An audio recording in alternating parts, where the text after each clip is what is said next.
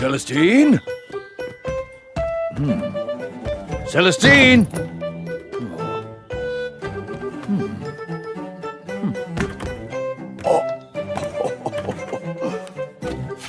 Hello!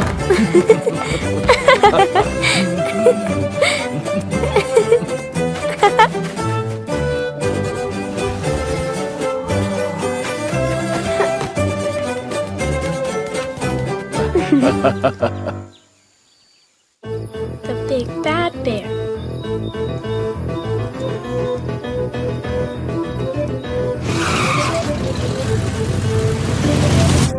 Let's take a right. It's shorter. Good idea. Use the old road.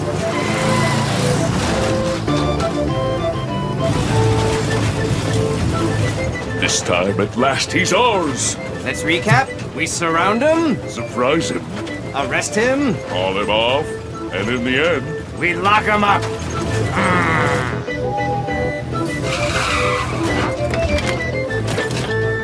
This way.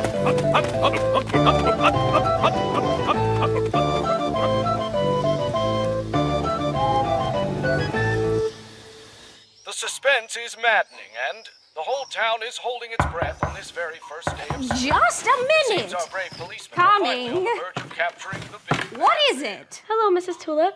May we borrow your large stock pot for the evening?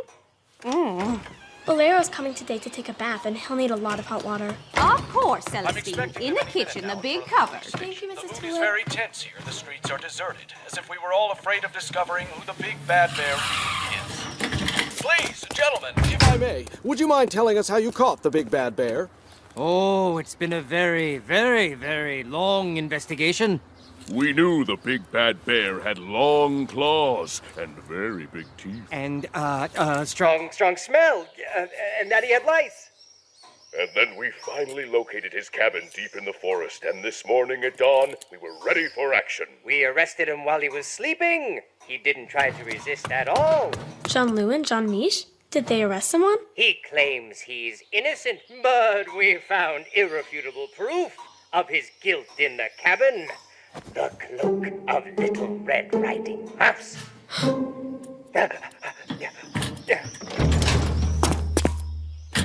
But that's not the big bad bear at all. It's Bolero. I, for one, am not surprised. I always thought that fellow looked suspicious. The big bad bear is being interrogated by the police. I will provide an update to you as soon as possible. By the great carp of Teniper, what's going on here?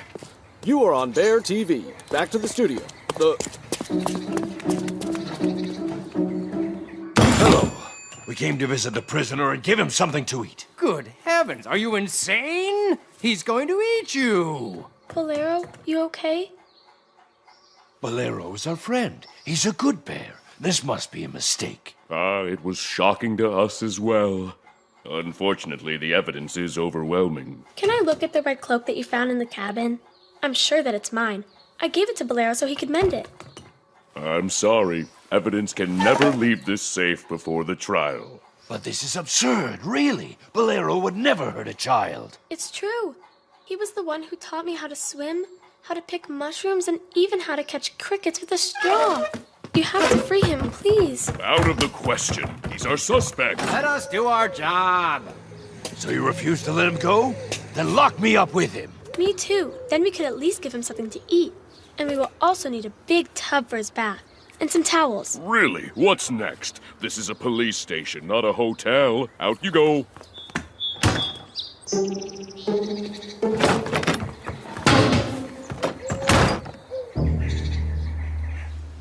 Catastrophe, disaster.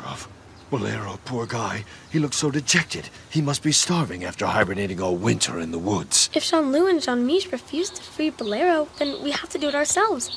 We just can't leave him. My poor little Célestine. We're not criminals. And even if we were, what would your plan be? I know. All you have to do is play your lullaby to put them to sleep. As soon as they're snoring, I'll snatch the key to the cell and off we go. We will tiptoe away with Bolero. Melodisque musica. Oh, that could do the trick, Célestine. Ha ha ha! And this is for the fairest of them all, said the old lady with a laugh. And then she left. Oh no, I'm scared. I'm scared.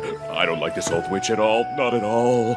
That evening, the 7 dwarves came home. How frightened they were when they saw their dear Snow White lying on the floor, lifeless. Oh no.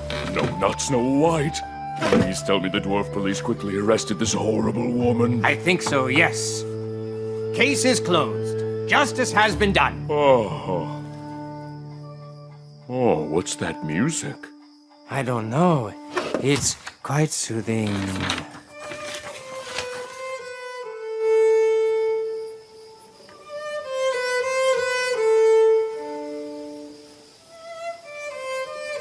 Célestine, don't fall asleep now. It's up to you. Oh, yes, you're right. Your lullaby is really effective. Wait. There, that's much better.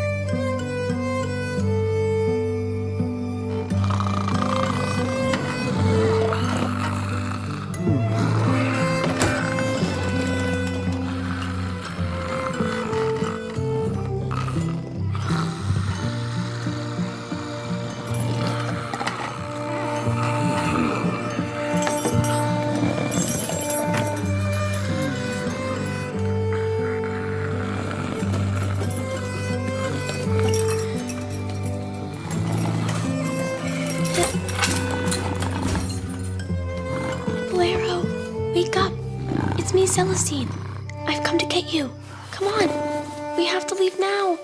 Do you hear me? Célestine. Shh. Come on. Follow me.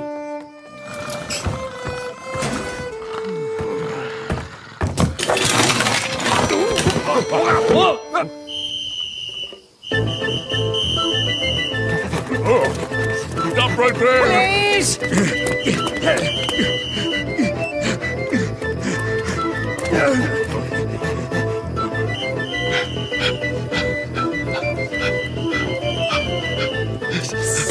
Ernest, here we are.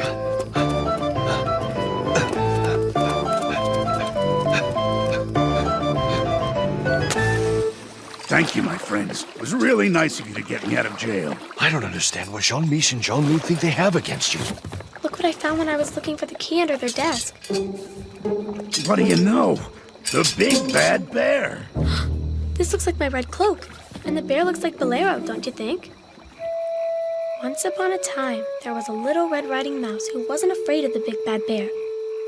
One evening, his mom, who didn't have time to fix dinner, sent him to the market for a can of ravioli. But he was caught in a big storm on his way home, and Little Red Riding Mouse soon grew afraid of the shadows, more and more afraid. And so, he started to run, without knowing where to go. The big bad bear chose at this moment to grab him and take him to the cabin. Poor Little Red Riding Mouse. The big bad bear threw him in a pot. When suddenly, a blue light lit up the cabin. The big bad bear was frightened and started to flee. Little Red Riding Mouse was saved.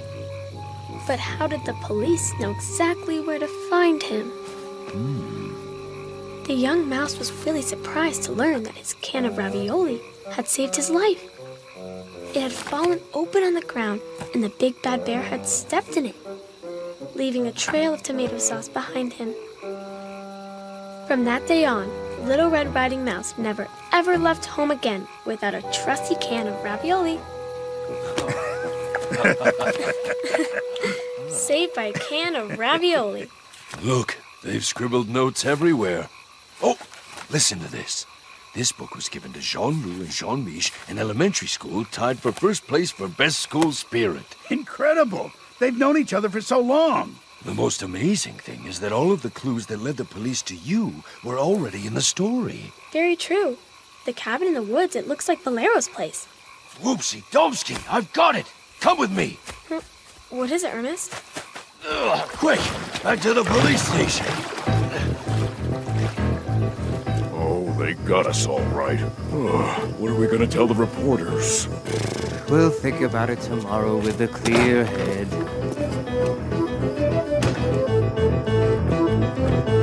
What? Ah, there you are, the both of you. The time has come to tell the truth. I am not the big bad bear. And we can prove it. Hey, that's our book. What nerve! You can't take people's stuff like that. It's stealing. Stealing a policeman's book while he's performing his duties? This is quite serious, Celestine. We'll have to lock you up. That's enough. Nobody's going to jail. We only took your book to be able to prove my innocence. You'll see. The cabin in the woods. The torn red cloak. Unbelievable. Astonishing. Ha! So you agree? You based your entire investigation on a children's storybook. I can't understand how we could let ourselves get carried away so easily by a story. But you'll admit that sometimes reality and fiction are very close. Yes, and what's more, this book really cemented our friendship. Ever since we were this big, we read it every night. When the policeman solved the case at the last minute in the end. Oh my, it's so beautiful. Well, everybody makes mistakes. In the name of the law, please accept our sincerest apologies, as well as this humble can of ravioli.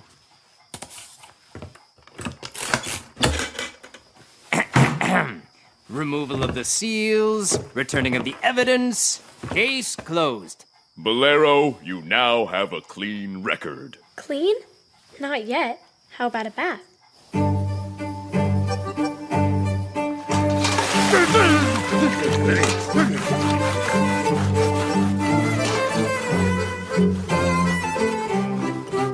Oh my goodness, what a surprising investigation. What everybody is wondering about, now that the main suspect has been freed, is this. Do you have a new lead? Do you have any idea where the big bad bear is, officers? Good question, really. The big bad bear is, He is in... In a book. The big bad bear is just a fairy tale to scare little children.